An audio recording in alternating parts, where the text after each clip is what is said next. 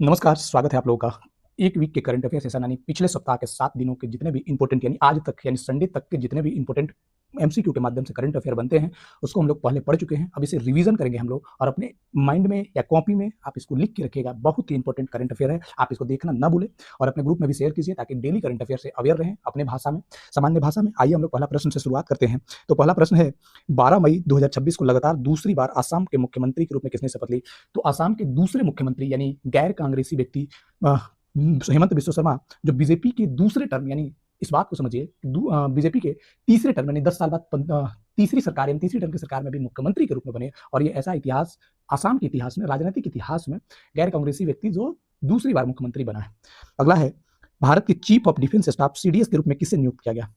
तो हमारे नए सीडीएस यानी चीफ ऑफ डिफेंस स्टाफ के रूप में लेफ्टिनेंट जनरल एन.एस. राजा सुब्रमणी यानी एन.एस. राजा सुब्रमणी, फिर से याद रख लीजिएगा, इंपॉर्टेंट है, वेरी वेरी इंपॉर्टेंट है।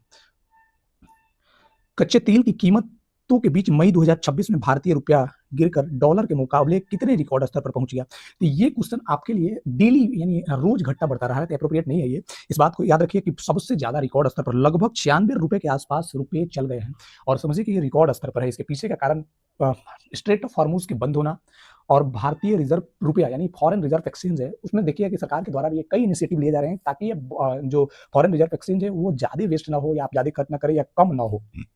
तो अभी इसका फ्लक्चुएशन रेट बहुत ज्यादा हाई है, कभी बढ़ रहा है कभी घट रहा है। अभी वर्तमान में आज तक 96 रुपए के आसपास लगभग हो चुका है।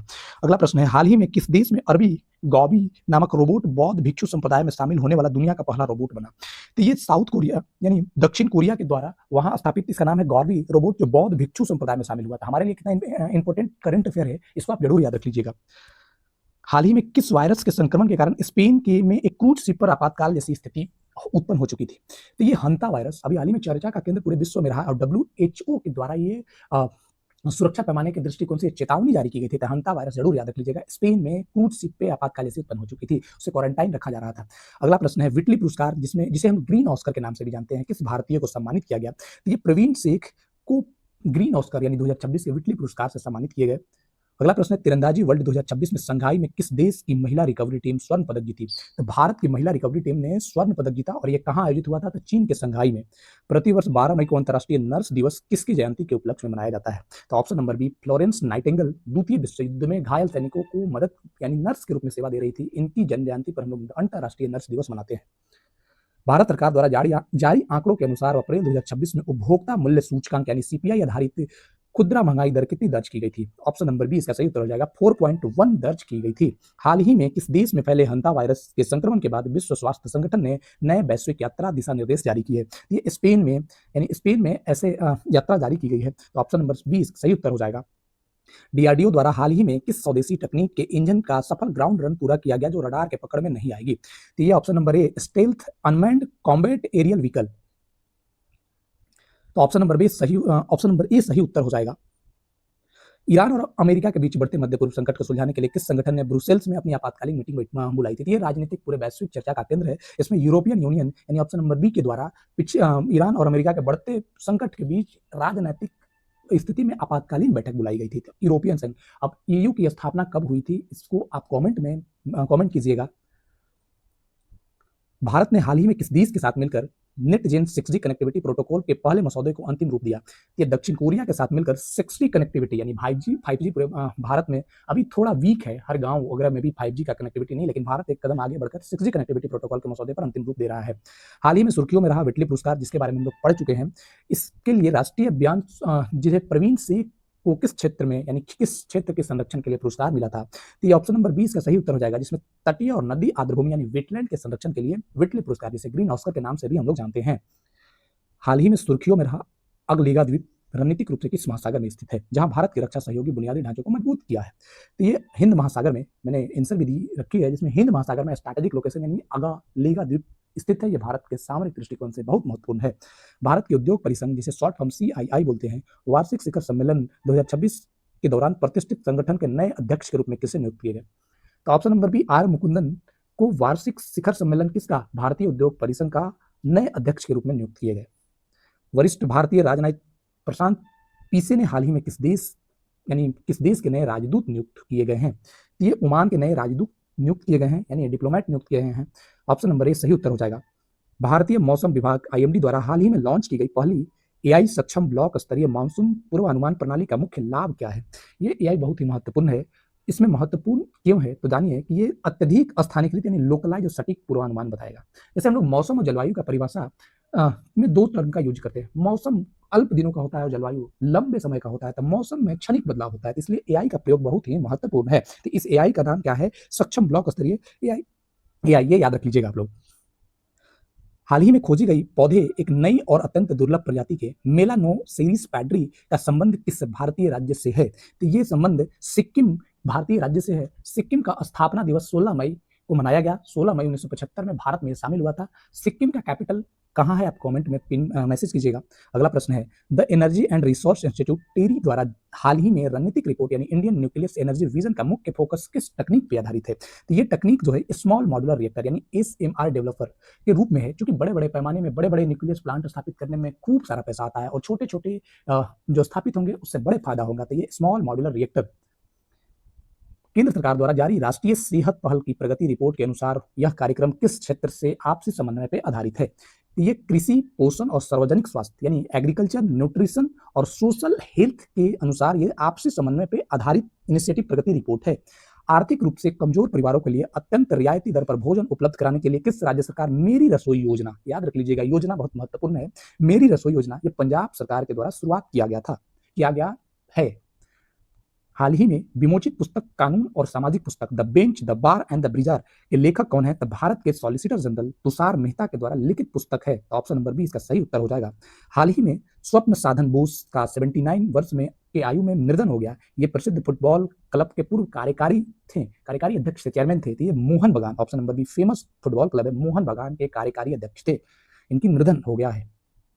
पेपर लीक के आरोपों के बीच राष्ट्रीय परीक्षण एजेंसी यानी एनटीए किस प्रमुख राष्ट्रीय प्रवेश परीक्षा को रद्द कर दोबारा री एग्जाम घोषणा की है? तो ये मैं प्रश्न जानबूझकर प्रश्न मैंने करंट अफेयर के रूप में लाया है, क्योंकि आप अब करंट अफेयर ये भी पढ़िए कि रोज किसी न किसी पेपर का लीक होना या सरकार की नाकामी है, और इस पर सरकार के मंत्री आते हैं और गैर जिम्मेदाराना बयान देते हैं और लोग इस बात के जागरूक नहीं होते। तो आप करंट अफेयर में पढ़िए किस पेपर को किस महीने किस दिन लीक हुआ। अब री एग्जाम है, आगे आने वाले एग्जाम यानी 21 जून को रखा गया है। विद्यार्थियों से अपील है कि आप संयमित तरीके से तैयारी को कीजिए और पिछला एक प्रकार से भूल करें, ट्रोमा से निकल कर आप इस चीज को बेहतर तरीके से करने का प्रयास कीजिए।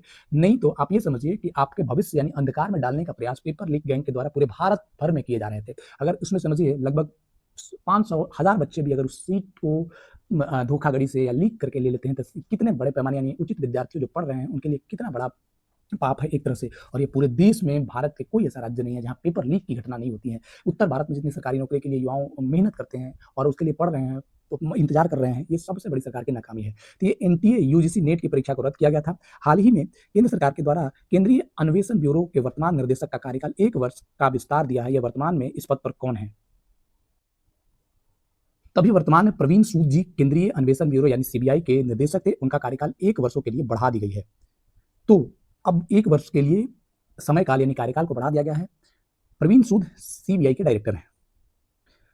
पश्चिम एशिया तनाव के बीच भारतीय जहाजों की वित्तीय सुरक्षा और संप्रभु गारंटी प्रदान करने के लिए वित्त मंत्रालय ने कितने डॉलर का भारतीय मैरीटाइम इंश्योरेंस पूल यानी बीएमआईपी लॉन्च किया है? तो ये 1.5 बिलियन यानी लगभग 12,980 करोड़ का मैरीटाइम इंश्योरेंस पूल लॉन्च किया गया है। प्रधानमंत्री नरेंद्र मोदी की अध्यक्षता में केंद्रीय मंत्रिमंडल ने घरेलू कोयले को स्वच्छ ऊर्जा बनाने के लिए कितने रुपए सतही गैसीकरण परियोजना की मंजूरी दी गई है? तो ये 37,500 करोड़ का प्रोजेक्ट है जो सतही गैसीय कोयला गैसीकरण की परियोजना की मंजूरी दी गई है। भारी उद्योग मंत्री यानी एचडी कुमारस्वामी, याद रख लीजिएगा, कभी प्रश्न में यह भी आ सकता है कि भारी उद्योग मंत्री कौन है? हाल ही में अनावरण किए गए एकीकृत राष्ट्रीय इलेक्ट्रिक वाहन यानी ईवी चार्जिंग प्लेटफॉर्म का नाम क्या है? तो ये यूनिफाइड भारत ई चार्ज यानी यूबीसी के नाम से जाना जाता है।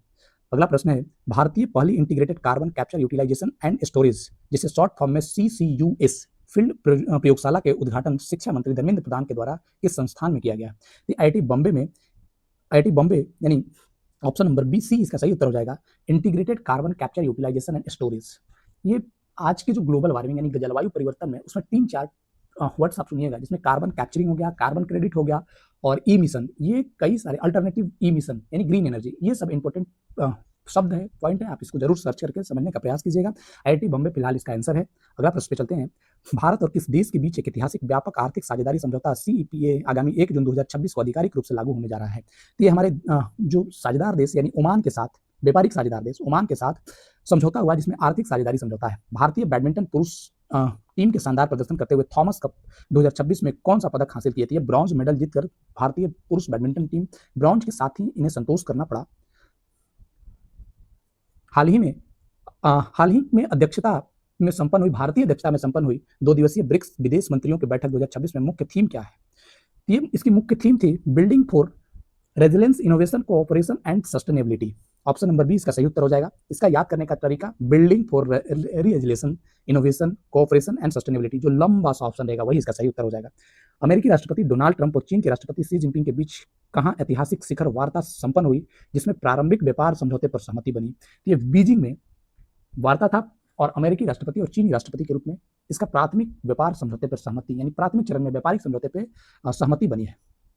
वैश्विक राजनयिक प्रयासों के बाद हाल ही में ईरान और किस मध्य पूर्व देश के बीच युद्ध विराम को 45 दिनों तक के लिए बढ़ा दी गई है? ये अमेरिका में इसकी बैठक चल रही थी और लेबनान और इजराइल की युद्ध यानी इजराइल के लेबनान के हमास चरमपंथी आतंकवादी गुट के साथ जो सहमति बनी है वो 45 दिनों यानी 45 दिनों के आगे की सीज फायर तक की सहमति बन चुकी है। ऑप्शन नंबर बी इसका सही उत्तर हो जाएगा। प्रतिवर्ष 16 मई को दुनिया भर में कौन सा अंतर्राष्ट्रीय दिवस मनाया जाता है?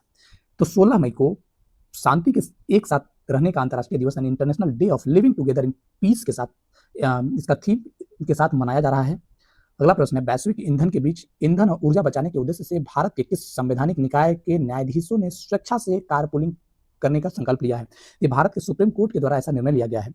राष्ट्रीय आपदा प्रबंधन प्राधिकरण ने हाल ही में उत्तर मध्य भारत के कई राज्यों में तापमान 48 डिग्री से अधिक जाने की आशंका के कारण कौन सा अलर्ट जारी की थी? आईएमडी के द्वारा रेड अलर्ट जारी किया गया था। सुप्रीम कोर्ट ने हाल ही में सभी राज्य सरकारों को किस वर्ग के लोगों को डिजिटल अधिकार, सुरक्षा और डेटा गोपनीयता सुनिश्चित करने के कड़े निर्देश दिए हैं? ये प्रवासी श्रमिक यानी माइग्रेंट वर्कर की डिजिटल आधिकारिक सुरक्षा और डेटा को गोपनीय सुरक्षित करने का कड़े निर्देश दिया गया है। गृह मंत्रालय के द्वारा हाल ही में किस पूर्वोत्तर राज्य में भड़की जातीय हिंसा के जांच कर रहे न्यायिक आयोग के कार्यकाल को अंतिम रिपोर्ट सौंपने के लिए बढ़ा दी गई है? तो ये मणिपुर में जो जातीय हिंसा है उस पर असम के पूर्व न्यायाधीश यानी पूर्व मुख्य न्यायाधीश या न्यायाधीश की अध्यक्षता में बनी कमेटी के अंतिम रिपोर्ट देने का समय सीमा बढ़ा दिया गया है। चूंकि ये मामला कॉम्प्लेक्स रूप में है, आज भी ऐसी छिटपुट घटनाएं शामिल है जो इस जातीय हिंसा को दबने में एकदम मदद नहीं कर रही है बल्कि उसे उकसाया जा रहा है। और उसके पीछे का एक कारण वहां उस गोल्डन ट्रायंगल का हिस्सा जहां से अफीम यानी जो ड्रग्स के तस्करी भी इसकी एक पहलू है।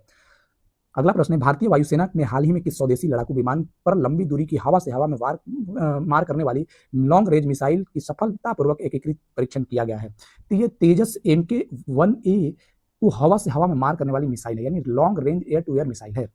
अगला प्रश्न है, हैदराबाद के किस प्रसिद्ध स्पेस स्टार्टअप के प्रोजेक्ट के तहत प्रोजेक्ट गरुड़ 500 किलो वर्ग के सैटेलाइट प्लेटफॉर्म विकसित करने के लिए 105 करोड़ की फंडिंग की मंजूरी की गई है? तो ये option number B Dhruva space के द्वारा 500 किलो वर्ग के सैटेलाइट प्लेटफॉर्म विकसित करने के लिए 105 करोड़ की फंडिंग मंजूरी की गई है। भारत में शुरुआती चरण में अल्जाइमर रोग के इलाज के लिए स्वीकृत की गई देश की पहली डिजिटल मॉडिफिकेशन थेरेपी दवा का आधिकारिक नाम क्या है? इस दवा का नाम है लॉर्मल जी। आप याद रख लीजिएगा, इस दवा का नाम है लॉर्मल जी। ऑप्शन नंबर बी सही उत्तर हो जाएगा। किस राज्य सरकार ने हाल ही में संयुक्त अरब अमीरात यूएई और सऊदी अरब के बीच पहली बार कानूनी रूप से स्वीकृत अगरवुड की चिप्स का वाणिज्यिक निर्यात शुरुआत किया गया है? तो आसाम के द्वारा कानूनी रूप से यानी ऑप्शन नंबर बी आसाम के द्वारा कानूनी रूप से अगरवुड चिप्स का वाणिज्यिक निर्यात शुरुआत किया गया है। थाईलैंड ओपन बैडमिंटन टूर्नामेंट 2026 में भारत के किस पुरुष शटलर ने शानदार प्रदर्शन करते हुए क्वार्टर फाइनल में प्रवेश कर लिया है? तो लक्ष्य सेन ने क्वार्टर फाइनल में प्रवेश कर लिया है। KSS मेमोरियल शूटिंग चैंपियन में 10 मीटर एयर पिस्टल स्पर्धा में स्वर्ण पदक जीता। तो सौरभ चौधरी ने 10 मीटर एयर पिस्टल स्पर्धा में KSS में गोल्ड मेडल जीता है। तो ऑप्शन नंबर 20 का सही उत्तर हो जाएगा। इसी शूटिंग चैंपियन में महिला वर्ग के अंतर्गत 50 मीटर राइफल यानी 3P स्पर्धा में किसने स्वर्ण पदक जीता है? तो महिला में साक्षी पांडेकर ने गोल्ड मेडल जीता है। आज जो हम लोग शॉर्ट्स वीडियो के माध्यम से डेली करंट अफेयर में जो इंपॉर्टेंट प्रश्न था उसको हम लोग शॉर्ट्स वीडियो में डिस्कस किया है। तो जो इंपॉर्टेंट क्वेश्चन है उसके बारे में आप देख लीजिए, वहाँ पे रोक कर यानी पॉज करके रोक देख लीजिएगा। लास्ट में मैंने एक मई में जो इंपॉर्टेंट डे यानी जो मई महीने में जो इंपॉर्टेंट डे आता है जो आपके एग्जाम के लिए जो महत्वपूर्ण है उसको डिस्कस कर लेते हैं। आइए हम लोग डिस्कस करते हैं। 1 मई को महाराष्ट्र, गुजरात और अंतर्राष्ट्रीय श्रमिक दिवस यानी 3 डे मनाया जाता है। कौन कौन सा दिवस? MG यानी MG शॉर्ट फॉर्म में याद रख लीजिएगा, MG और श्रमिक को हम लोग MGS के नाम से याद रख लीजिएगा। यानी 1 मई को कौन कौन सा दिवस मनाया जाता है?